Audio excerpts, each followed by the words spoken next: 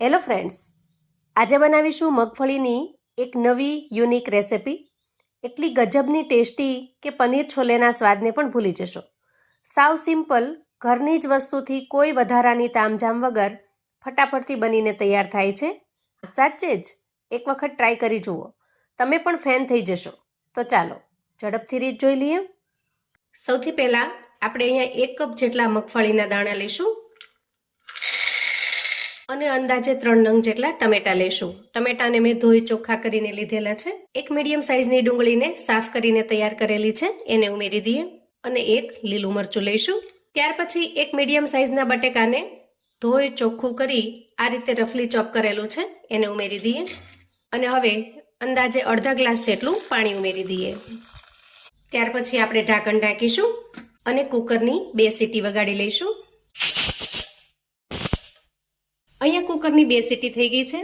હવે કુકરનું પ્રેશર નીકળે ત્યાં સુધી એને ઠંડુ થવા દઈએ. હવે આપણે કુકરને ખોલીને ચેક કરી લઈએ. વાહ, જુઓ બધી જ વસ્તુ સરસ રીતે બફાઈ ગઈ છે. તો સૌથી પહેલાં આપણે એના અંદરથી ડુંગળી અને ટમેટાને અલગ કરી લઈશું અને મરચાંને પણ કાઢી લઈશું. ત્યાર પછી કુકરની અંદર જે આ શિંગદાણા અને બટેકા વધ્યા છે એને આપણે સ્ટેનરની મદદથી ગળી લઈશું.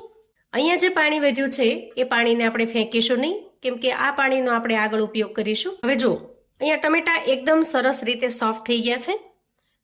તો આ રીતે હાથની મદદથી એની ઉપરની સ્કિનને દૂર કરી લઈએ. ત્યાર પછી આપણે એક મિક્સર જાર લઈએ અને ટમેટા ડુંગળી આ બંનેને એમાં ટ્રાન્સફર કરી દઈએ.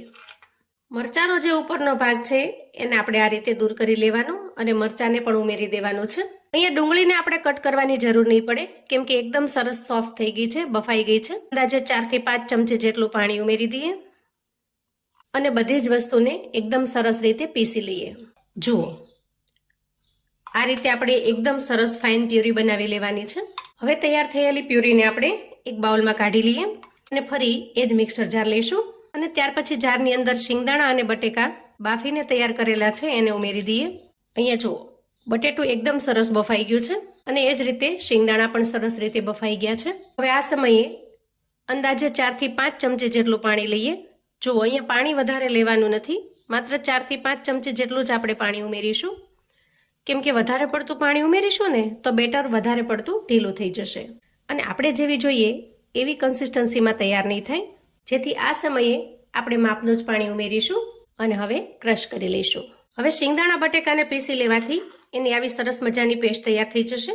જુઓ, અને એની થિકનેસ પણ આપણે આટલી જ રાખવાની છે, જે બહુ ઢીલી પણ નથી અને સાવ વધારે પડતી કઠણ પણ નથી. હવે તૈયાર થયેલી પેસ્ટને આપણે એક બાઉલમાં કાઢી લઈએ. હવે આ રીતે મિક્સિંગ બાઉલમાં કાઢ્યા પછી આપણે આ બેટરની અંદર થોડા મસાલા કરીશું.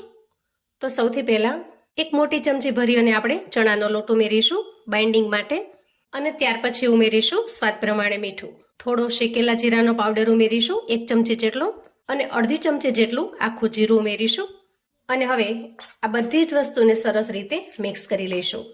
તો મિત્રો, આજની જે રેસિપી છે એકદમ યુનિક, સાવ અલગ છે અને 100% ગેરંટી છે કે આ રેસિપી પહેલાં તમે ક્યારેય ટ્રાય નહીં કરી હોય. જેથી વિડીયો છેક સુધી જોજો, કેમ કે છેલ્લે જે રેસિપી બનશે એ જોયા પછી તમને ખરેખર નવાઈ લાગશે કે આટલી સિમ્પલ વસ્તુથી પણ આટલી સરસ ટેસ્ટી અને મજેદાર રેસિપી બની શકે છે. તૈયાર કરેલા મિશ્રણને આપણે થોડી વાર માટે સાઈડ પર મૂકીએ. હવે આપણે ગેસ ઓન કરીશું અને ગેસ ઉપર એક કડાઈ મૂકીશું. કડાઈ થોડી ગરમ થાય એટલે આપણે એમાં 2 નાના ચમચા જેટલું તેલ ઉમેરી દઈએ. હવે તેલ થોડું ગરમ થાય એટલે આપણે અડધી ચમચી જેટલી રાઈ ઉમેરી દઈએ અને અડધી ચમચી જેટલું આખું જીરું ઉમેરીશું. થોડા સૂકા લાલ મરચાંના ટુકડા ઉમેરીશું અને ચપટી જેટલી હિંગ ઉમેરીશું. હવે રાઈ જીરું સરસ રીતે ફૂટી જાય ત્યાર પછી ઉમેરીશું 1 ચમચી જેટલી આદુ મરચાંની પેસ્ટ. આ પેસ્ટને મેં થોડી અધકચરી ખાંડીને તૈયાર કરેલી છે, તો એ રીતની આપણે પેસ્ટ ઉમેરી દઈએ અને સરસ રીતે મિક્સ કરી દઈએ. હવે બધું જ સરસ રીતે મિક્સ થઈ જાય એટલે આપણે જે ટોમેટો પ્યુરી તૈયાર કરેલી છે એને ઉમેરી દઈએ અને વઘારમાં સરસ રીતે મિક્સ કરી લઈએ. અને હવે કરીશું રૂટીન મસાલા. સૌથી પહેલાં ઉમેરીશું સ્વાદ પ્રમાણે મીઠું, અડધી ચમચી જેટલી હળદર ઉમેરીશું, 1 ચમચી ધાણા પાવડર ઉમેરીશું અને અડધી ચમચી જેટલું કાશ્મીરી લાલ મરચું ઉમેરીશું. તીખાશ માટે આપણે અહીંયા લીલું મરચું ઉમેરેલું છે એટલે સરસ કલર લાવવા માટે મેં અહીંયા કાશ્મીરી લાલ મરચાંનો ઉપયોગ કરેલો છે. તમે જો થોડું વધારે સ્પાઇસી ખાતા હો તો અહીંયા જે રૂટીનમાં આપણે તીખું મરચું ખાતા હોઈએ એ પણ ઉમેરી શકો છો. અને ત્યાર પછી અંદાજે 1.5 થી 2 ચમચી જેટલો આપણે અહીંયા છોલે મસાલા ઉમેરીશું અને સરસ રીતે મિક્સ કરી લઈશું. તમારે જો છોલે મસાલા ન ઉમેરવો હોય તો તમે કિચન કિંગ મસાલા પણ ઉમેરી શકો છો, અથવા તો તમારી પાસે ઘરમાં જે કોઈ ગરમ મસાલો હોય એ પણ ઉમેરી શકો છો. હવે આપણે સ્પેચ્યુલાની મદદથી થોડીવાર આ રીતે ચલાવી લઈએ અને ગ્રેવીને સરસ રીતે પાકી જવા દઈએ. શરૂઆતમાં થોડું પાણી ઉમેરી દઈએ જેથી મસાલા બળી ન જાય. હવે જુઓ, થોડી વારમાં જ ગ્રેવીની અંદરથી થોડું તેલ રિલીઝ થવા લાગ્યું છે, એટલે કે ગ્રેવી સરસ રીતે પાકવા લાગી છે અને થોડી થીક પણ થઈ છે. આ રીતે ઘાટી બની છે. તો એ સમયે શિંગદાણા બટેકાને બાફતી વખતે જે પાણી આપણે વધાર્યું છે એને ઉમેરી દઈએ અને ત્યાર પછી પોણા ગ્લાસ જેટલું સાદું પાણી ઉમેરી દઈએ અને હવે સ્પેચ્યુલાની મદદથી સરસ રીતે મિક્સ કરી લઈશું. હવે અહીંયા ગ્રેવી સરસ રીતે તૈયાર થાય ત્યાં સુધીમાં આપણે કોઈ ડીશ કે પ્લેટ લઈએ અને બ્રશની મદદથી ઓઇલથી સરસ રીતે ગ્રીસ કરી લઈએ. ત્યાર પછી આપણે એના ઉપર બટર પેપર સેટ કરીશું. તમારી પાસે જો બટર પેપર અવેલેબલ હોય તો આ રીતે તમારે સેટ કરવાનો, અધરવાઇઝ તમે ખાલી તેલથી ગ્રીસ કરશો તો પણ ચાલશે. તો અહીંયા બટર પેપર સેટ કરવાનો એક જ ઇન્ટેન્સ છે કે આપણે જે બેટર આમાં ઉમેરીશું એ બેટર નીચે તળિયે ચોંટી ન જાય અને એકદમ આસાનીથી ડિમોલ્ડ થઈ જાય. તો જુઓ, આ રીતે સેટ કરેલી પ્લેટમાં આપણે જે શિંગદાણા બટેકા અને ચણાના લોટનું મિશ્રણ બનાવેલું છે એને ઉમેરી દઈએ અને આ રીતે સ્પેચ્યુલાની મદદથી સરસ રીતે એક સરખું ફેલાવી લઈશું અને સરસ રીતે સેટ કર્યા પછી એની ઉપરની જે આ સપાટી છે એને એકદમ લીસી કરી લઈએ. જુઓ, હવે આ રીતે તૈયાર કર્યા પછી ફરી આપણે ગેસ તરફ જઈશું. અહીંયા આપણે જે ગ્રેવીમાં પાણી નાખીને ઉકળવા મૂકેલું છે એકદમ સરસ રીતે તૈયાર થઈ ગયું છે. તમે જોઈ શકો છો એકદમ સરસ ઉફાળ આવી ગયો છે. એ સમયે આ રીતના કોઈ સ્ટેન્ડને આપણે એમાં સેટ કરીશું.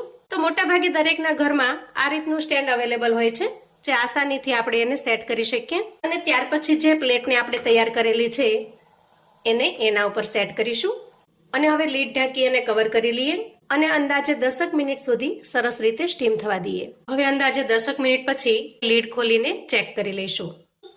વાહ, જુઓ, બેટર એકદમ સરસ પરફેક્ટ તૈયાર થઈ ગયું છે. હવે આ પ્લેટને બહાર કાઢી આપણે એને ઠંડુ થવા દઈએ. હવે પ્લેટ ઠંડી થાય છે ત્યાં સુધી ગ્રેવીને આપણે એકદમ ધીમી ફ્લેમ ઉપર પાકવા દઈશું. થોડી વારમાં જ પ્લેટ સરસ રીતે ઠંડી થઈ ગઈ છે અને ત્યાર પછી એની ઉપરનો જે બટર પેપર છે એને પણ દૂર કરી લઈએ.